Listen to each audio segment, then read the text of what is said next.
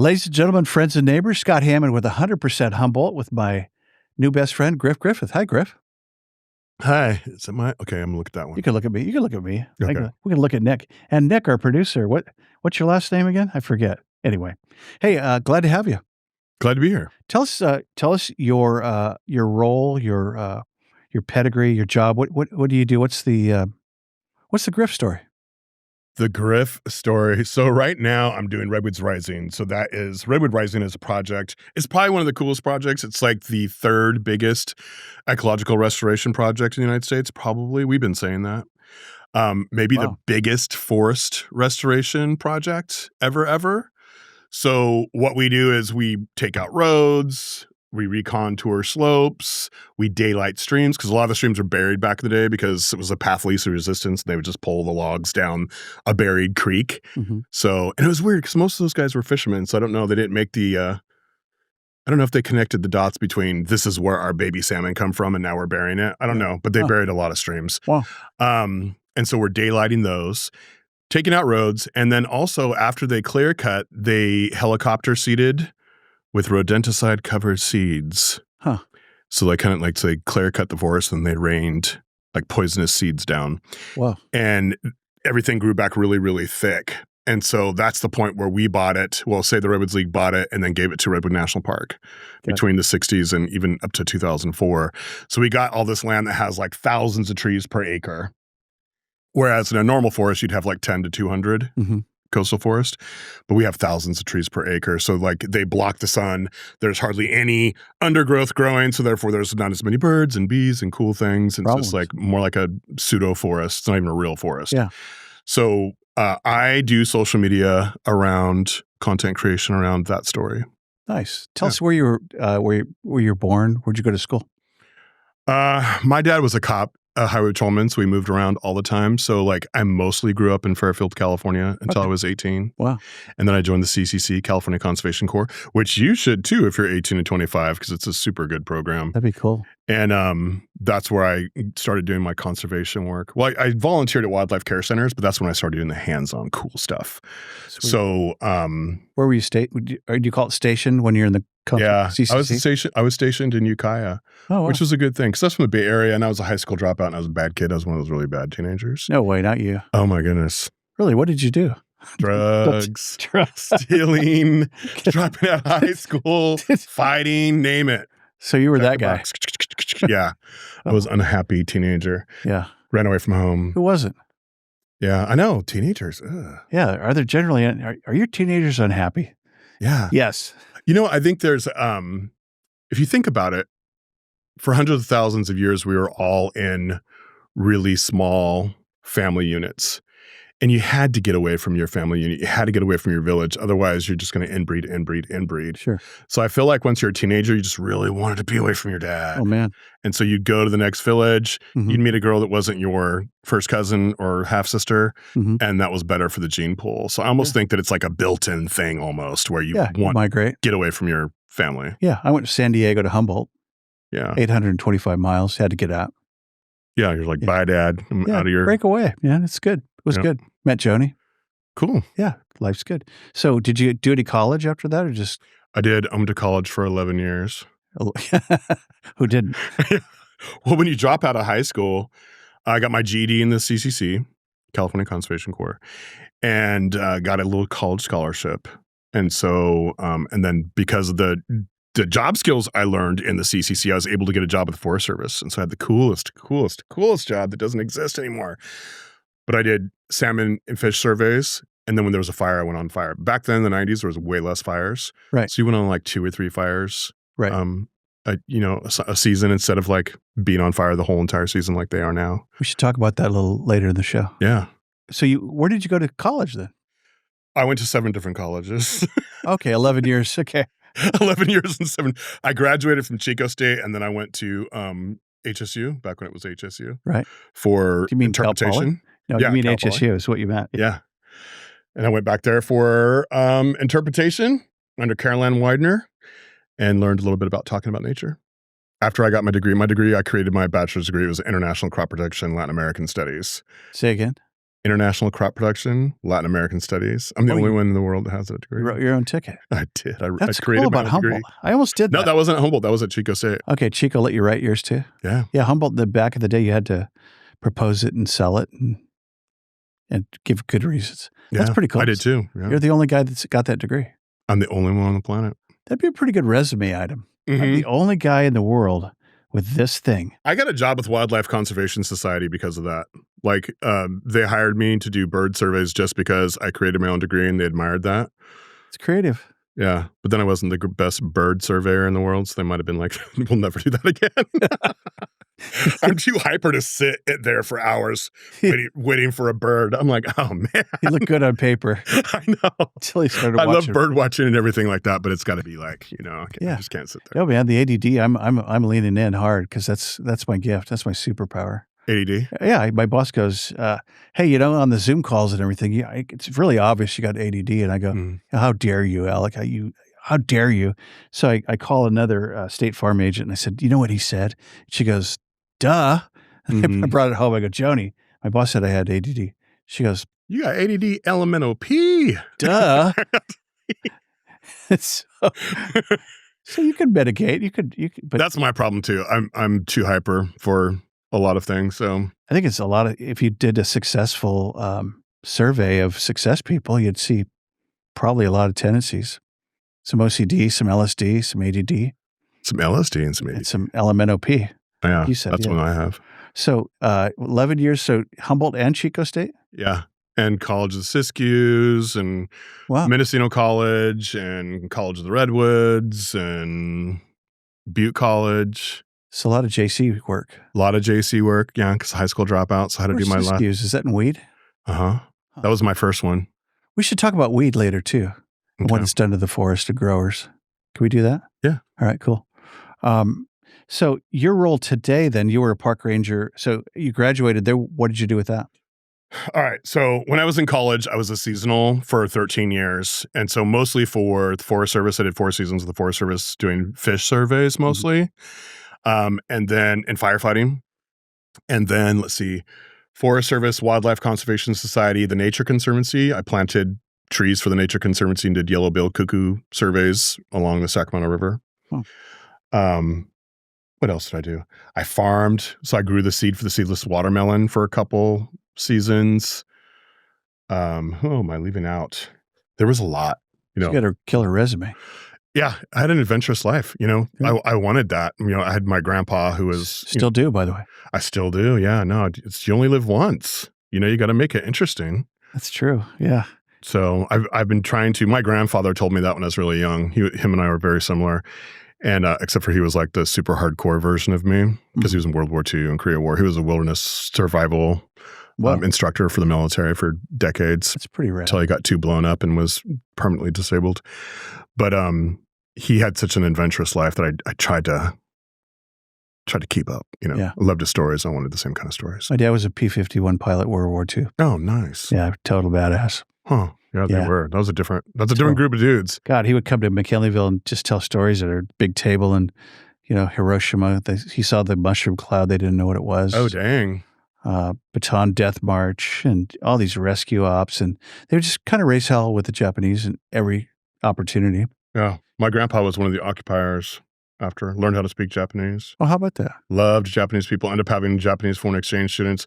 Oh, cool. That rubbed off on me. My best friend growing up was Japanese. And then, he was half. His mom was from Okinawa. Mm-hmm. And then when I went to college at College of Siskiyous, there was a ton of Japanese students there. And so they had their own dorm. So I asked to be in the Japanese dorm. So I had Japanese roommates for a couple of years. That's cool. Poor guys. They got you. Oh my gosh. Yeah. And I'm all you to deal with. I'm all hippied out and like drinking beer and smoking pot all the time. And they're studying and I'm coming in at 12 o'clock at night. And how come you weren't at that party? Come on, it's still going. They're pretty diligent. Yeah. Material's like, no, Johnson, please. No, I have to study. Good. A cultural cross. Grief, son. Yeah. That's cool, man. That's great. So tell us about the fire experience as a firefighter. So I got fire trained in the CCC. Is this all NorCal? 18. Yeah, all NorCal. Mm-hmm. And and so then I fought fires with the Forest Service. Mostly like I said, there wasn't a lot of fires back then. Mm-hmm. So mostly I was doing fish surveys, which was the best job in the world because I was just snorkeling. Right. So I snorkeled, and then was a fire. I went on fire and made it with them. Rivers Best or job. streams or both? Rivers and streams. Salmon River.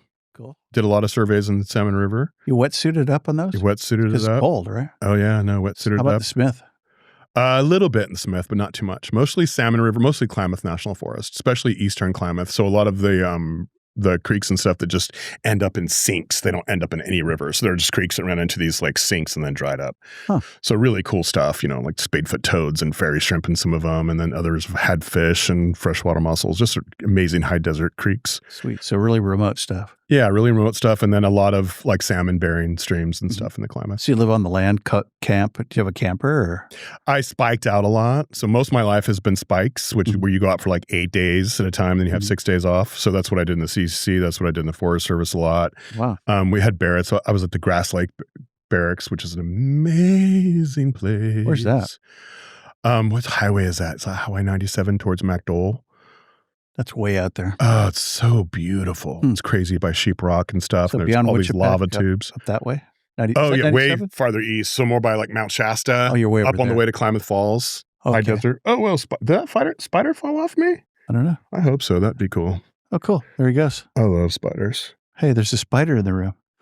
I think it fell off me. I think I It's a brought little it in guy. here. It's Yeah. fine. I was up by Sumig today, so hopefully that's not a Sumig spider because he's going to be totally out of his element. But Do you want to what is capture? this? Maybe we should capture him.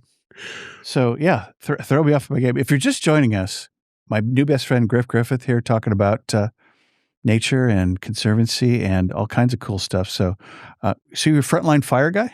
I was for a while, yeah. That's pretty brutal work. It was, but I thought I was tough. Oh, I forgot one of my seasonal jobs. I also worked on a commercial fishing boat in Alaska.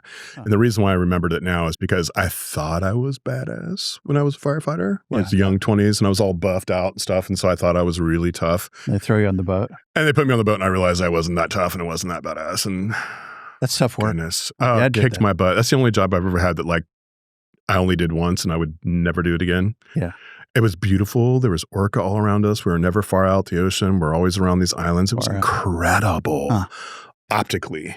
But the work was long. And the dude whose boat I was a 2-man troller, and he was way tougher than me. I thought I was tough, but he knew he was tough. Yeah. And just trying to keep up with that dude, I like crawled home. I was going to go backpacking in Alaska when the season was over, but I quietly got on the plane, just like smelling like fish. Couldn't move. Where's my mom? I want to shower. It kicked my butt, but it was beautiful. It was amazing. My dad said, go to Alaska. You got to go. It's supposed to be magic land. Yeah. I did 2 summers in Alaska because it was so magical. Did you ever work in a cannery? No, always on boats. Remember at Humboldt? Always on a boat. And then also I was inland one time, so I didn't work on salmon. Yeah, at Humboldt State, a lot of guys back in the day would work at a cannery for 8 weeks and make bank, live on the cooler inside. And I'm going, what? It's like prison.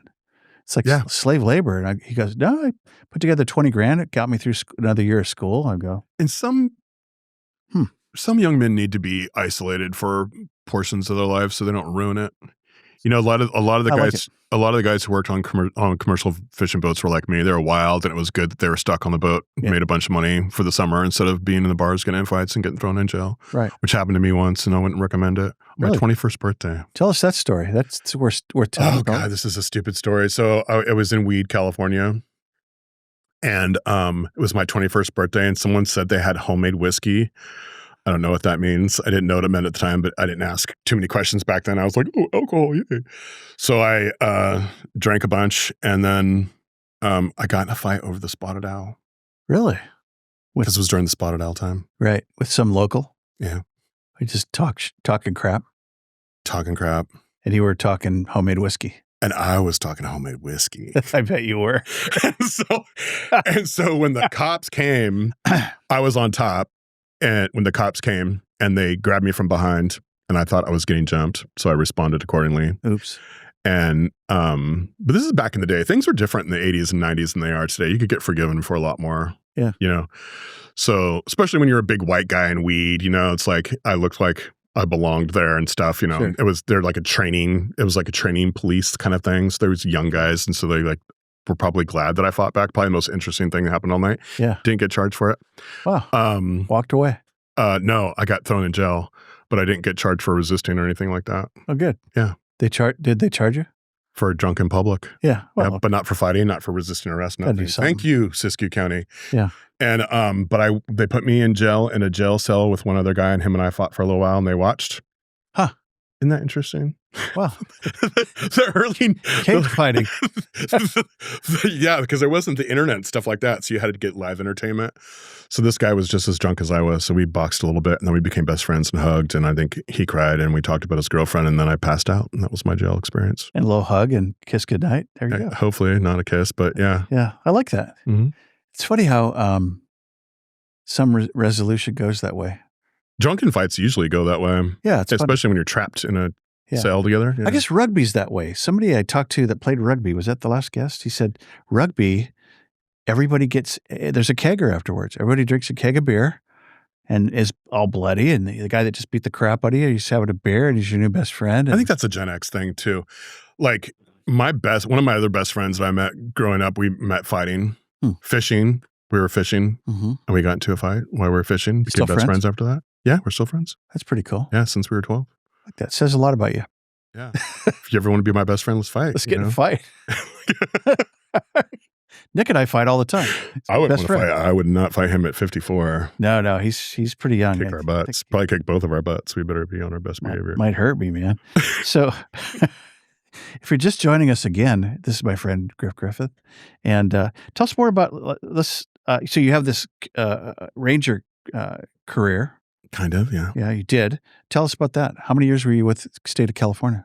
So after I got done with my 13 years of being a crazy seasonal, I finally grew up, got mature. So how old was I when I finally was grown up? 31. And I became a supervisor for the California Conservation Corps. And I had an amazing career at CCC. I don't know why everybody doesn't want to be a CCC supervisor. I'm so confused about that. Everybody's like, I was in college with all these people who were like, I want to work outside forever. I want to save the earth. I want to blah, blah. Become a CCC supervisor. Then you're always outside. You're camping all the time. You're like fighting fires. You're like planting trees. You're doing salmon habitat restoration. You're pulling invasive plants. You're doing really cool projects. You're doing trails everywhere, right? Trail, yeah. All over the place with young people. It's super fun. I don't know why everybody doesn't want to be a CCC supervisor. I would still be a CCC supervisor if I could get a body transplant. Yeah, because you got to be young. If you know of anybody who's giving body transplants. I don't. It's a medical desert out there. Especially here. Good Lord. Poor Humboldt. Can't even get a hair transplant. And tell me about it. I haven't been able to get one. So. Yeah, I've really voted most beautiful hair in San Diego. Were you? In high school, yeah. Oh, I was going to say it was Sweetwater High School. Recent. Yeah. No. Unless they were talking about the hair on your back or something. Okay. There's that. No, it's funny. Times change. My kids go, you were really cool, huh? I go, yeah. And then you guys were. You guys came along and messed me up. I was until you were born. Yeah, that's what I would have said. Yeah, that's pretty much the answer. So working with the state, how did that change your perspective? Working for the California Conservation Corps was kind of like a dream when I look back on it now. I stopped in 2020. I have had neck surgery. I've had 3 hernias. I've had all kinds of stuff like this carpal tunnel. Oh, your joints. You have all your original joints? Yeah. That's good. Yeah. Smoked a lot of joints when I was younger, but I still have my original ones here. So we're going to do, oh yeah, you brought the guns. Yeah. Yeah. So we do have to come back to weed, by the way. I'm kind of curious about the joints comment reminded you about weed California? Well, weed in California. Oh, weed in California. So let's just go there. So marijuana has been an interesting phenomena, and now it's the boom and bust, the green bust, the green gold rush, the green rush. Mm-hmm. But as a conservationist, as a guy who loves the earth, you can't help but see the damage that everybody and in the California Conservation Corps, we did a lot of crap, cleanups. Right? Yeah, we did pot cleanups. So there's trash, there's insecticide, and chemicals you can't buy in the United States. And so you can only get in Mexico. Yeah. These are felons that are destroying the earth. These were illegal grows. Yeah, these were all illegal grows. And this is before it was legalized. And I would take my crew up with the BLM Rangers. Mm-hmm. And fascinating. Because they had guns, right? They had guns. It was after they already scared everybody away. We just wanted to go get all the irrigation tubing and stuff like that. Mm-hmm. but was weird because a lot of people, like in my experience, and I don't want to speak for all illegal grows, but in my experience in southern Humboldt, but in northern Mendocino County, I think it was mostly northern Mendocino County with these cleanups. And I was with the rangers that did a lot of the busts, the BLM rangers and stuff, and the law enforcement. And they said sometimes they'd get these guys that were from Mexico who had no idea where they were. No way. So they didn't even know they were like in California, United States. Them in, yeah. No, so these were like, and the way they described them to me, these were like if you took guys from the Appalachia in 1920, like they didn't know where they were. They dropped them in somewhere. And they and the rangers were under the impression that a lot of these guys, not all of them, there was like people who knew where they were and blah blah blah. But like there was some the grows that we were going to. Were these cases where the guys were like, these were like Hicks, like Mexico's version of Hicks. Yeah. These are like Appalachia dudes, Mexico's version of Appalachia dudes who had, little education, education, didn't know where they were, and were afraid that if they didn't bring in a crop, that their family was going to get hurt back home. Whoa. So when I heard that story and we were going up there, it was like an emotional thing for me because I felt really sorry for them now. It's not a paid gig. It's I was like, man, they were prisoners. Yeah. Huh. And so then we went up to these, and it was just, I don't know how widespread this was. It was just the cleanups that we went to. And we got up there and they had these beautiful, like they took branches and weaved them and put Mary in the middle and had beads. Like they had altars, like carved into trees, these beautiful altars, like beautiful religious altars. And I've been bothered by that experience ever since. That's a good paradox. Mm-hmm. Yeah, that's a trip. So there's like, when people think about illegal pot grows and stuff, I've been up in Northern California my whole entire life, just, except for a little bit in my childhood, and that's not who we usually think about when we think about illegal pot grows, but I think that was a lot more common than most people realize. So when you were in Soham, was northern Mendocino, is that area that's east of, say, Laytonville, that's like no man's land. I've heard that's really like the dark 40 out there. It's a lawless place. That's where we did a lot of our cleanups, was around Laytonville. Okay. East I've heard west. That. It's a pretty scary place. Mm-hmm. Yeah, especially back then. My friend Mark taught and was a principal at Covelo. And he said, it's just a real diverse mess. A lot of trouble. And I have a weird Covelo story too. Go for it. So when I was 18, I got involved with, or 19, I got involved with Redwoods Summer. Mm-hmm. Do you know what that is? It was like the big protests against the logging and stuff. Yeah, with Daryl Cherney, Judy Berry, before she was bombed, and during. Was that before Julia Butterfly Hill? Long before Julia Butterfly. Julia Butterfly was probably still in elementary school. Yeah, we lived up here, Redwood Summer. Yeah. So Redwood Summer, 1990. There's a lot of acts of defiance and equipment. Yeah. Shit was broke. And I was in Ukiah at the time, the CCC, and went to the Mendocino Environmental Center, met Betty Ball. Betty Ball is kind of this legendary conservationist, environmentalist. She was running Mendocino Environmental Center at the time. And she was like, and I told her, I was like, I was in the core member, and I was like, we planted trees in this one spot, was clear cut, and blah, blah, blah, blah, blah. And she's like, do you want us to come talk to you? So she sent some Earth First over. And this is funny because this is a state facility, and we had these Earth First speakers, which would never happen today. So, and they recruited a bunch of us, and we were all game for it. And except for one of the fellow core members there was like, my dad's a logger. And, He told some other people, he didn't tell me that, but he wanted me to go home with him the weekend. So we went to Covelo, and his dad was a logger in Covelo. And I walked into the house, and there was this poster on the wall, and it was this hippie crucified to this redwood tree with a spotted owl shoved up his ass. Whoa.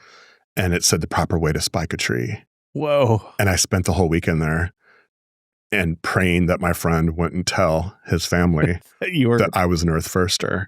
And I had all these shirts and stuff that I couldn't wear, so I had to wear T-shirts and stuff because something might happen. And it was a really interesting experience, and so I had to stay around his logging, his like hardcore anti-Earth First logging family for the whole weekend. Wow! And he wanted that for me. He wanted me to have that experience. How was it? Didn't tell me I got ambushed. Besides being scared, super eye-opening. Yeah, yeah. It de-radicalized me, and it helped me helped me understand the human stories on all sides. That's why I liked Judy good. Berry, because Judy Berry was more into like, unionizing loggers and stuff like that. And that's kind of the route that I went after that experience. Like, and she died a long time ago, right? Yeah. And is Daryl still alive? Yeah. Oh, yeah. Oh. Yeah, he's alive. He just did something in Arcata recently. How about Julia? Julia's still alive too. She's not from here though, right? She just spoke in Scotia a little while ago. Huh. Yeah. That's kind of rad, actually. It's just I know. that. I wish I could have saw it. Yeah. Huh. How long did she live up in a tree? A year? A little over a year. Over a year, yeah. That's kind of rad. And never came down that we know of. No, never came down that we know of. Huh. Yeah. That'd be rad in a hard wind and a storm. Except for the part where you have to poop in jars and lower that down and have someone carry it out for you. I would be uncomfortable with that. Yeah, that'd be. I actually helped some tree sits, and that's what happened. The bucket brigade. Yeah. Well, there's that. But remember she walked in. I worked for a newspaper. She walked in to place a classified ad one day. I think that's her. It's Julia. That's kind of different. I hope that she was good looking and female. Yeah, to get the press on there. I mean, unfortunately, this is the way the world is. If it had been me up in the tree, they probably would have cut it down while I was still in there. Yeah, you're done. Yeah. I'm like, screw this big an animal, man. Let's get rid of him. He'll survive the drop. Look at him. You're not going to cut a beautiful young woman out of a tree. No. Yeah, no. And she was great, and I'm grateful for her bringing attention. And it's really sad because during that time when she was up in the tree, there was a logging. Maybe it was right after she came down. There was this logging show, and I went there. And it showed all this automation and logging automation. Sure. And I was like, Julia Butterfly Hill is not the threat to your jobs. This automation is the threat. And so now, if you look at how they log today, it's completely different than how they log. Go to the shows, 90s. Yeah. You ever go to logging conference here? Not for years. They rotate it between here and Ukiah. Yeah.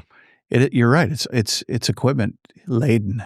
It's heavy, hardcore. I got on one of, what's it called? A Ponzi harvester, I think it's called.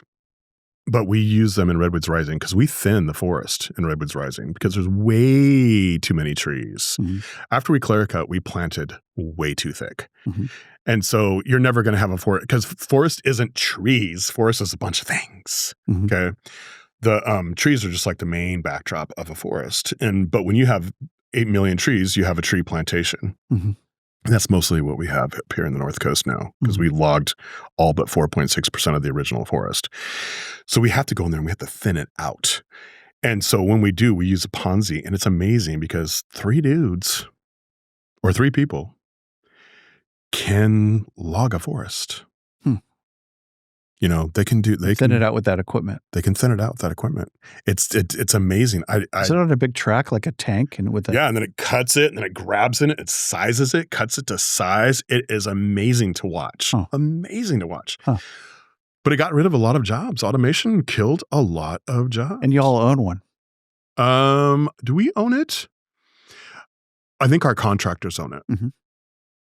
Let's finish up the state park duty and then go into your current duty. Can we do that? So what did you, were you stationed up here? Yeah. So in 2020, I got a job at Humboldt Redwood State Park. And I lived out at Bull Creek in that house that has no neighbors for 5 miles. And I absolutely loved it. And it was cool. Oh man, Bull Creek is that magic. apple groves out there? Oh yeah. I could stay out there for the rest of my life. Is there a bear? A bear? Is there a bear in general? Oh yeah. I was going to say there's way more than a bear. There is bears. There's multi-bears. All those trees are bear pruned. If you look at all the trees, they're all, and that's because bears got up in there and ate all the apple. I call them bear pruned. But it's also across the street from one of my very first salmon restoration sites.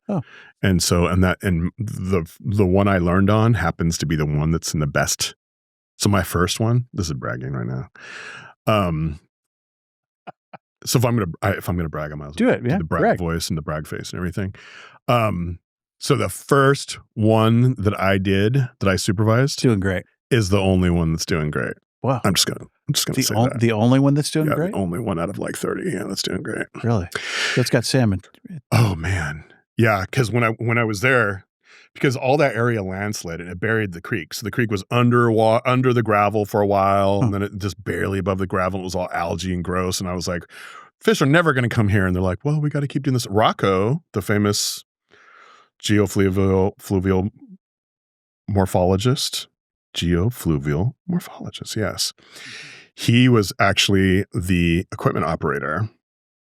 I didn't really talk to him at the time. That someone just told me that was Rocco that was doing all. So he placed the rocks, and me and my crew like put them together. Huh. And I didn't know. I wasn't sure what it was going to do. I'd done salmon surveys, and I had done salmon in the classroom when I was a student. I did salmon in the classroom, so I'd take salmon to different classrooms in Chico.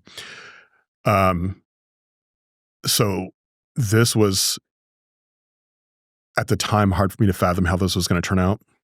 But what happened is those rocks constricted the water the way when you put your thumb over the hose. It's like, so it goes from like just coming out and that's, so that's what these rock weirs that we put in. And so it created this pool, and it became so 20 years later, 30 years later, I moved out there and I went swimming in this pool that I created with my crew, and it was full of salmon. Wow. So I'd jump in the water and I'd be like, I am your creator.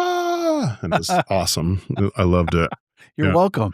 Yeah. So I swam out there and I felt like everybody's grandpa. That was really cool. All the fishes. Swimming with the fishes has a different meaning in this case. Oh, yeah. So you retired then from the Park Service? I keep saying Park Service. That's federal. Yeah. This is state parks. Yeah. So I retired from the state parks a little bit too early and became a private contractor for Redwoods Rising. So I'm doing the same job, but now I'm just doing it as a private contractor. And I love it. I love the project. The project's amazing. Like, I'm so happy that I get to introduce people to it because it's the kind of solutionary project that I think is going to become the norm. You're talking about Jumpstart? Or talking about Redwood Rising. We can talk about Jumpstart Nature if you want. And social media here in just a sec. Got it all lined up. Okay. We're going to talk about social media. That's always fun. Okay. So I see you on LinkedIn. I'm sure you're on other platforms, but LinkedIn is an interesting choice because I don't do a lot of video. You were an early adopter. So I see your video a lot on LinkedIn, which is fun. So tell us about your social media journey. So I was a Luddite. I didn't want anything to do. My last semester in college, they made us get an email, or last year, and I was so mad because I never wanted to email. I'd prided myself on not having one. I didn't want to ever have a computer. You have a cell phone? I didn't want a cell phone. I didn't want anything. I've heard yours. You have one now. I have one now. I have, like, you would be amazed what I have now. But I didn't want anything to do with social media. Nothing. I wanted nothing to do with it. But I worked with all these 18, 25-year-olds, and I did take pictures of our projects for the sponsors, like Fish and Wildlife or CCC or whoever I was working with, whoever we were doing projects for at the time. CCC does projects for everybody. And they're like, we want our moms to see those pictures. You can't just be like, oh, your moms are going to have to use their imagination. Like, you can't do that. You got to let people's moms see stuff. So I was like, well, what do you want me to do? And they're like, we created a MySpace, a Facebook, and a YouTube for you. And here's your passwords. Good luck. And I was like, all right. So they did it for you. They did it for me. And our 5th or 6th video went super viral. This has been 2013 when, now 50,000 things go viral every day. But back then there was like 10 to 20 viral videos a year. Yeah. And we were one of them. That's cool. And it was a dance video. Really? Yeah. You couldn't tell by looking at me that I was a dancer? I could guess. Okay. So no one ever does. But did you want to do a quick dance? I could, yeah. Oh, maybe I'll do an arm wave for you. That's pretty good. That's pretty good. Yeah. I was a popper. I do a little bit of mime. Oh, do you? Yeah. I was a breakdancer in the 80s. I was a white boy fresh. I was a mime at Humboldt. Were you really? Recreation major. Oh, dang. Yeah. Wow. Not to do with we could take this act on the road. Two older bald guys dancing. I think we'd go viral again. Again and again. And again and again. So, anyways. So you went viral with this dance? Yeah. What's that about? It's called The Boss Dances Like a Boss. And we were cleaning up a remote facility. So I worked with 18, 25-year-olds. So you got to, and I'm this big white dude. And so imagine being a young urban black guy and you are never been like outside of LA or Oakland, for any long period of time. Sure. And then you join the CCC and right away they tell you you're going to go camping for 8 days. That'd be cool. And you've never been camping before in your Terrifying, life. probably. Yeah. Yeah. And then you look at who's taking you, and it's big, giant, hairy white dude. Mm-hmm. And you're like, I don't even know if I feel safe with this dude, let alone in the middle of the woods with him. Looks like, Jason, Freddie, all those guys wrapped up into one. Yeah. With a little bit of Grizzly Adams. So the older folks got that. So that's aging yourself big time. Grizzly Adams. That was my man. Loved Grizzly Adams. It was a good show. And Ben Hisenberg. But so I always try to like help people feel comfortable with me, to be able to relate to me and stuff. And I grew up in the Bay Area, and I used to be a breakdancer, so I'm like not a stranger to hip hop culture or urban stuff. Sure.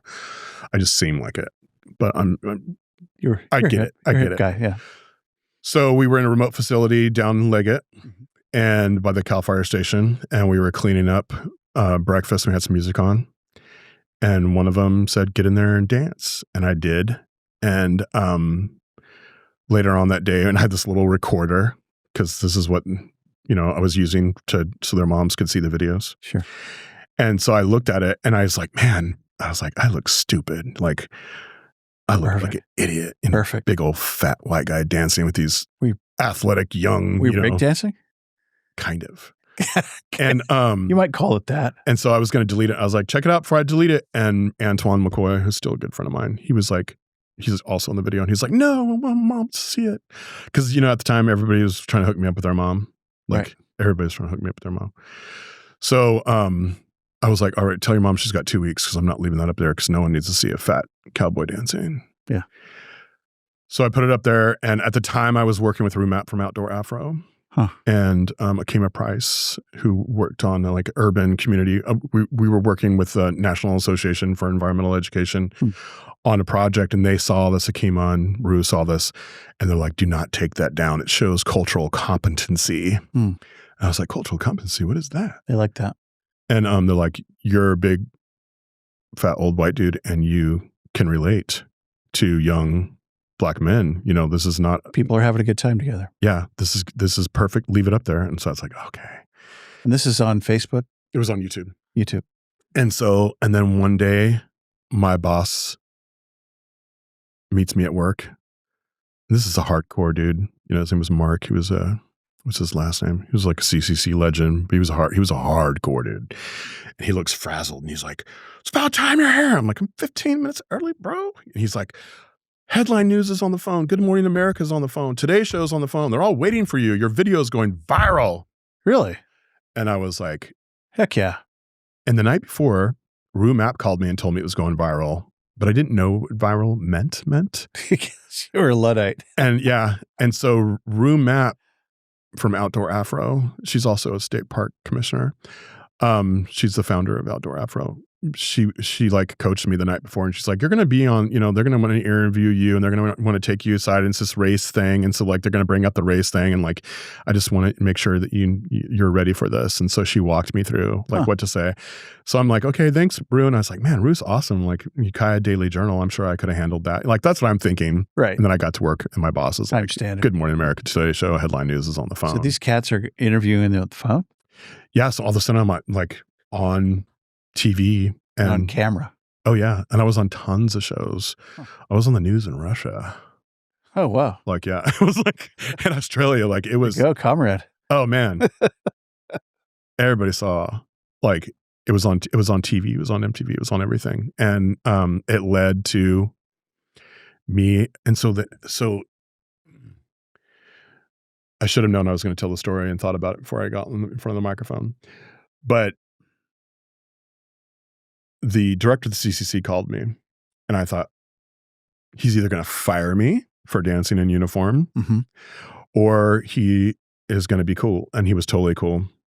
He's in David Meraki. Sacramento. Yeah. And he was like, you increased the CCC recruitment by 1,000% with that video. Thank you very much. Because we were having a recruitment crisis at the time. Wow. And so I went, wow, social media. I wonder if I talked about conservation issues. I wonder if I told people to plant native plants. I wonder if I told people to keep their cat inside as much as they possibly can. I wonder if I told people, plant these native plants in these areas to attract these things. I wonder if that would get out there. And so I started having my core members do videos, and those videos all did really well. And I've been doing social media ever since. Wow. Never look back. No. And now I get paid to do it. Now it's my job. That's cool. Yeah. You have a producer and a guy that films you in the whole nine? Yeah. We all look exactly the same, and our name's Griff. So you're a one-man team. So you had to set up your own lighting and do the whole nine? Yeah, but I do it like redneck style. I don't think too. Rough is better sometimes. Yeah, I'm just like I'm not like fancy like some of the people are. Do you have a stick? Works. Do you do the stick? Sometimes, yeah. Sometimes I have a tripod too. Sometimes I stick with the tripod, but I'm really, really basic. So let's call out all your channels real quick. So if we wanted to find you, how do we find your stuff? So Redwood Rising on TikTok, Facebook, Instagram, YouTube. My own stuff at Griff Wild. So you've been at Griff Wild on Facebook, Instagram, YouTube, TikTok, LinkedIn. And then Jumpstart Nature is my podcast. So I host a podcast called Jumpstart Nature. Talk about that. It's in Radiolab style, so it's not me interviewing like what we're doing right here. So you're just talking. It's a script, and so we interview. So we have my partner Michael Hawk was a global Google engineering manager. Wow. I know, isn't that an impressive title? It's like the most humble dude too. Never even got a college degree. He did that job and he never had a college degree. No way. Isn't that crazy? Wouldn't you assume he had a PhD or something? He's a Google dude though. He was like the Google dude. Really? Yeah. So then he retired and now he's going back to Google. But he retired to get Jumpstart Nature jump-started. So, and he's got Nature's Archive, another podcast, which is like a deep dive into ecological topics. But Jumpstart Nature is kind of just like more action-oriented, action-inspiring. Like, so here's what you as a normal person could do. So you don't have to be a biologist to understand it. We don't use any fancy jargon. We have like experts on because of his title. A lot of people say yes when we ask them. So we've had Doug Ptolemy, we've had Ben Goldfarb, we've had like authors of books. We have like major scientists on because, they're like, wow, can't be too bad if it's a dude from, Yeah. So knows who he's got going. Yeah. And so, is that up here or was it elsewhere? The podcast? Yeah. I do my part up here. Gotcha. Yeah. So, and then it's like a story and it's woven. So the idea is basically to inspire action for conservation, to like get people to, like, because there's little things you can do that can translate into major help for wildlife. Top 3 takeaways. What are they? To expound on little things you can do? Yeah. Or maybe you got 10. I don't know. How many? I got a million if we sat here. So the most important to me is planting native plants. Okay. Because the reason why, here's why. Because people are like, native plants, what? Who cares? All plants are poisonous to something. Okay.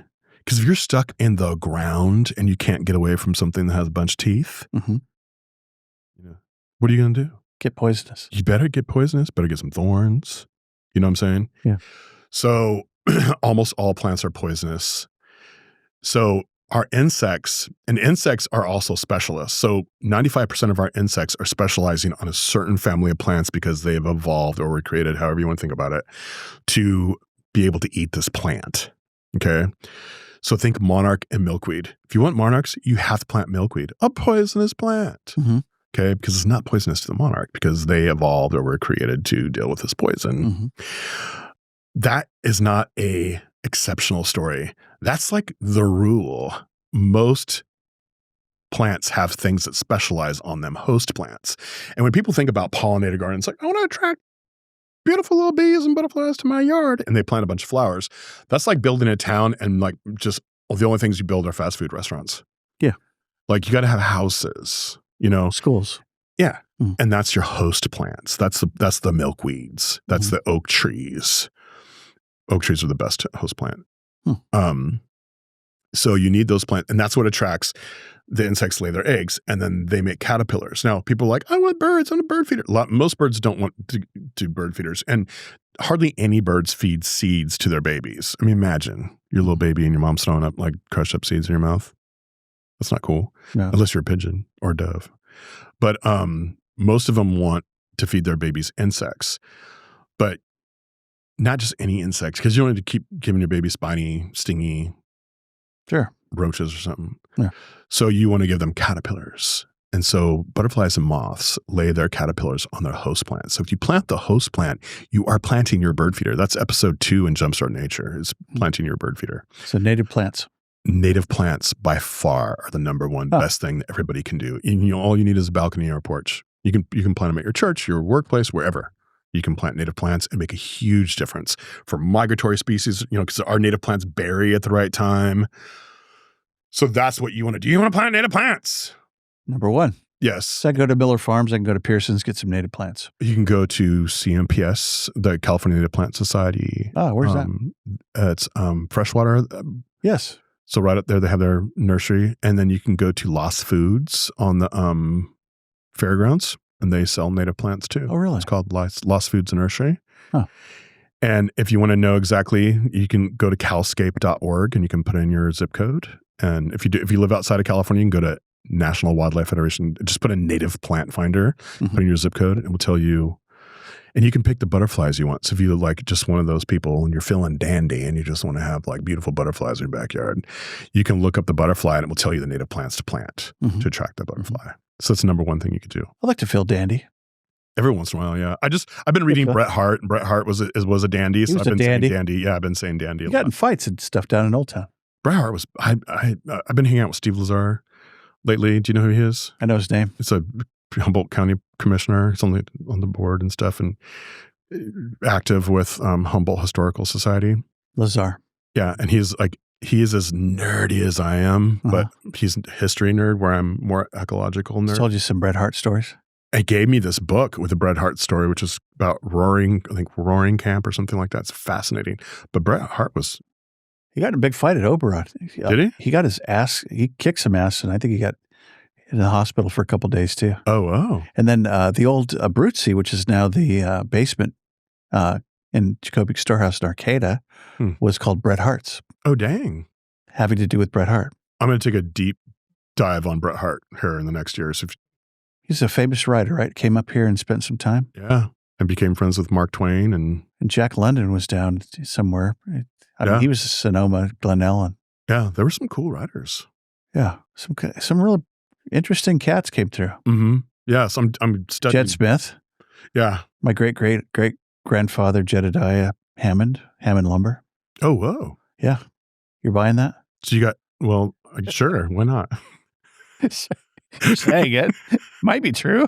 No, I'm going to believe everything right now because you're on camera. So Hammond Trail named after us. If Joni was here, she'd just be giving you like.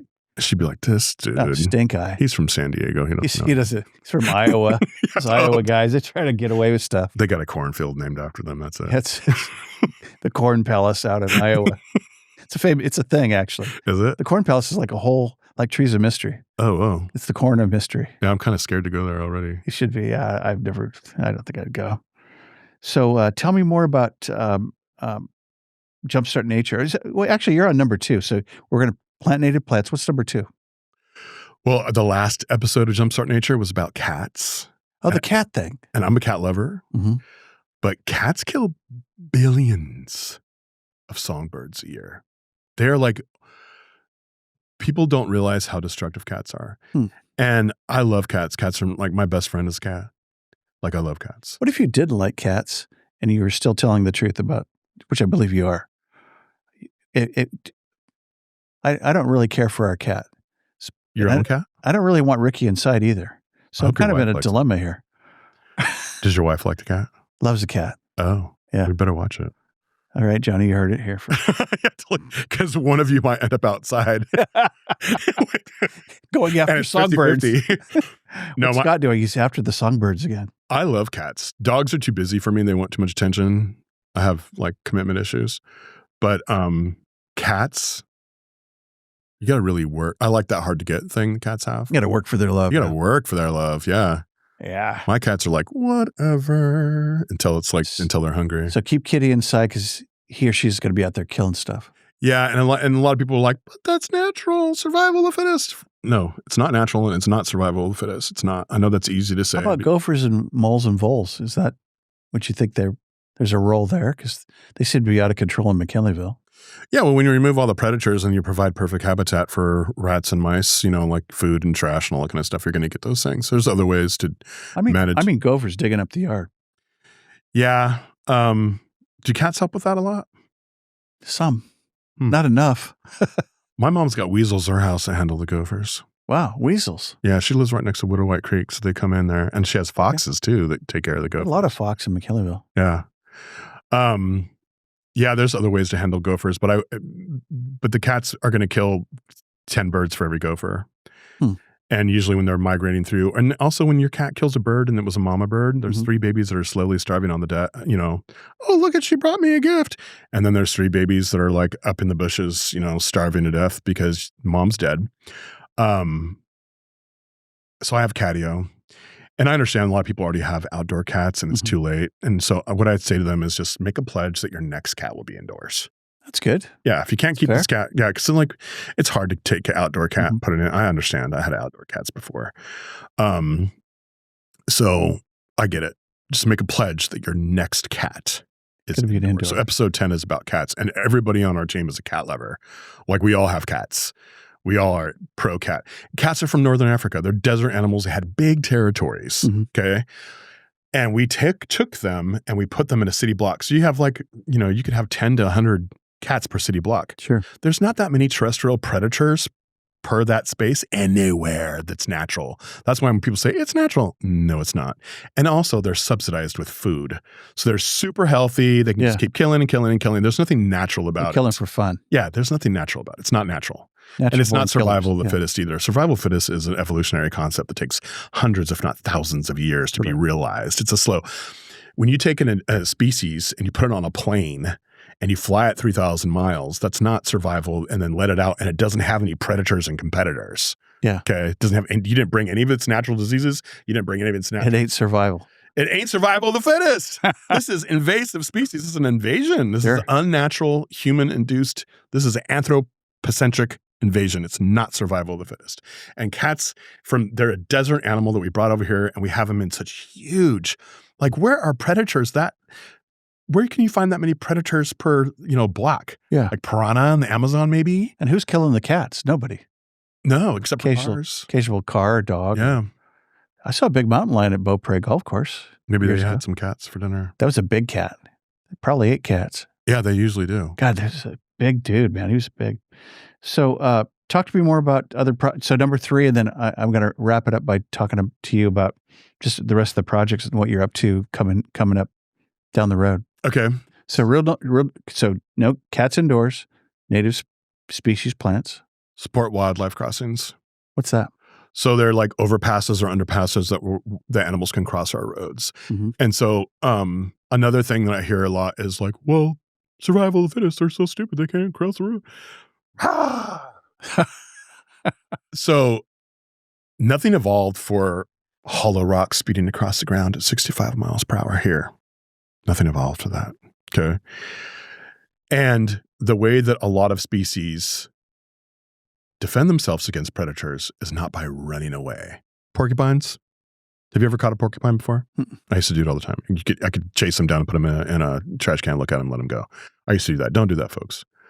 But they have quills. They're not trying to run. Skunk doesn't run. It lifts its tail and spray. Right. So when a car comes, they try to spray the car. That's what they know how to do. So these animals didn't evolve to getting quickly out of something's way. Hit a lot. Yeah, that's not their trip. And the reason why you're seeing skunks right now all over the road is because in February, the males are all looking for females and they have a Pepe Le Pew type motivation. Pepe Le Pew is not allowed to be shown on TV anymore. Did you know that? I did not know that. Yeah, because he was a sexual harasser. Yeah. Is that true? Yeah. And that's how skunks really are too. They're not great fathers. They just they're like Pepe Le Pew was. And then they impregnate a female and they don't help at all. And they're gone. No, nothing like the worst baby daddy you've ever heard. Aren't elk like that? Do elk hang out? Yeah. Yeah, they hang out a little bit longer. I think they hang, yeah. Huh. Not really though. No, never mind. I take that back. Elk don't really hang out. They don't carry there. Almost forgot a key part of the show here. Men animals are just awful. Before we go any further, here's the quiz show. Ready? Yeah. This is for all the bucks. Thanks, Dutch Brothers, for coffee. And you too could win a coffee coupon if you answer correctly. Oh, no. Question number 1. Oh, I'm the player. Okay. Yeah. You're the contestant. Okay. I'll be the game show host. All right. All right. Question number 1. You get to hike any trail. You got all day. We pay you money to do it. We got food. You got a companion. What trail? Where do you go in Humboldt? Oh, God, that was the hardest question you could have possibly have asked me. Really? That's good. Yeah. I feel good about my question. I built trails here. I was on the state park trail crew. That's one of the seasonal jobs I forgot to tell you. In 1997.